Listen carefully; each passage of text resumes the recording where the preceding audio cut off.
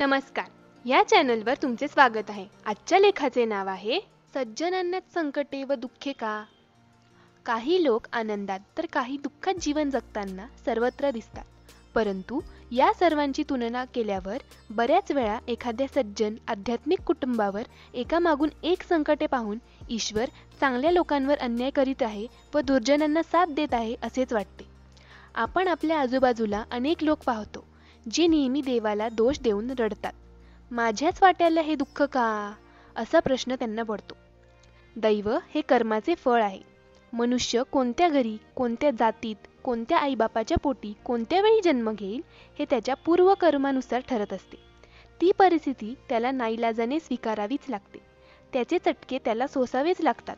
आपल्या वाट्याला ती परिस्थिती आलेली असते. त्याला आपणच कारणीभूत आहोत याचा सूक्ष्म विचार तो कधी करतच नाही.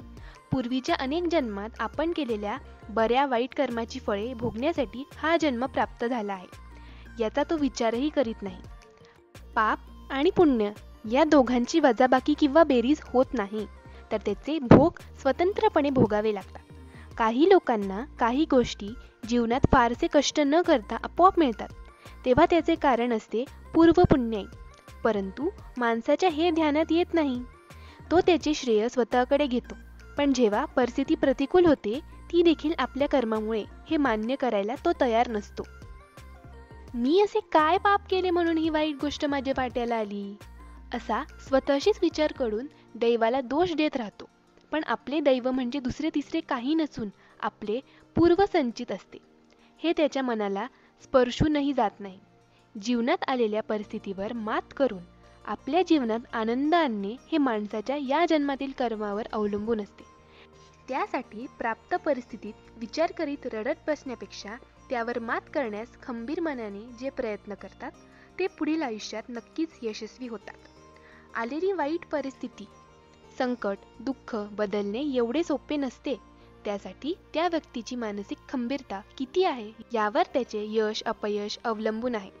त्यासाठी चिकाटीने, जिद्दीने अपयशाला, संकटाला, दुःखाला न घाबरता त्याला आवाहन समजून दोन हात करायला शिकणे, संकटातून पळपुटेपणा न करता त्याला सामोरे जाणे, अथक यशाकरिता प्रयत्न करणे, न घाबरता वाईट प्रसंगाला तोंड देणे, असे उपाय केल्यास कोणताही माणूस कोणत्याही वाईट प्रसंगातून बाहेर पडू शकतो.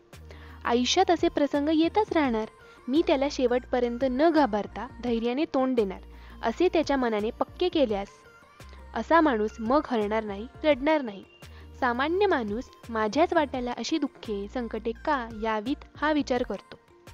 अशा वेळेस पौराणिक संतांची उदाहरणे डोळ्यांसमोर ठेवावीत, म्हणजे त्याचे मन बळकट होईल.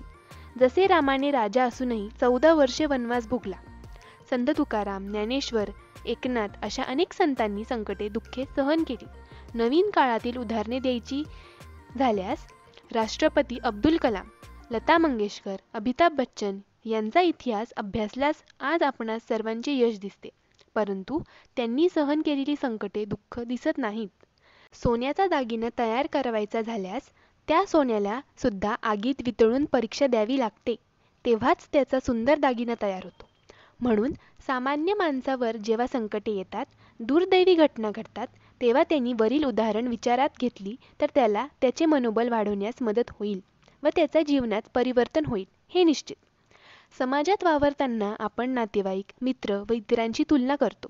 ते माझ्यापेक्षा श्रीमंत का, त्यांनाच भौतिक सुख का, त्यांनाच दुःख का नाहीत, हा विचार केल्यास अथवा कल्पना केल्यास आपण दुःखीच राहू. जे आपल्यापेक्षा बलवान, सुदैवी आहेत त्यापेक्षा जे आपल्याहून लहान, गरीब, भिकारी आहेत यांची तुलना केली तर आपल्यालाच आपल्या मनाचे समाधान होते व आपले मन आनंदित होते. माणूस समाजात वावरताना जेवढा तो स्वतःच्या दुःखाने दुःखी नाही, तो इतरांच्या सुखाशी तुलना करून जास्त दुःखी होतो.